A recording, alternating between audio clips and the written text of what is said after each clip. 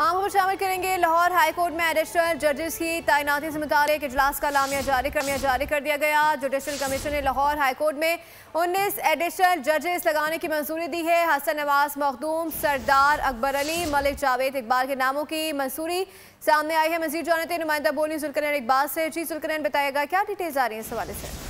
लेकिन judicial commission of Pakistan का chief justice की ज़ेर सदरत इजलास हुआ था, जिसका बाज़ाब्ता एलामिया भी जारी कर दिया गया, जिसके मुताबिक हसन नवाज मखदूम, सरदार अली अकबर, मलिक जावेद वेंस और मलिक वकार हैदर के नामों की मंजूरी दी गई है बतौर एडिशनल जज Lahore high court.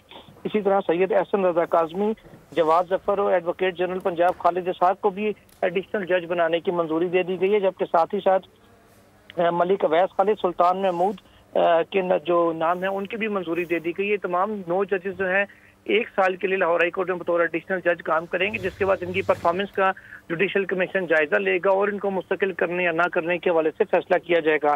Pakistan bar council के जो नुमाइंदे हैं जुडिशल कमीशन के लिए, अख्तर हुसैन, उनकी अहलिया का चंद रोज कबल इंतकाल हुआ था, उनके लिए फातिहा खानी भी जुडिशल कमीशन के इजलास में की गई है। सब्सक्राइब करें और बेल दबाएं ताकि कोई खबर रह न जाए।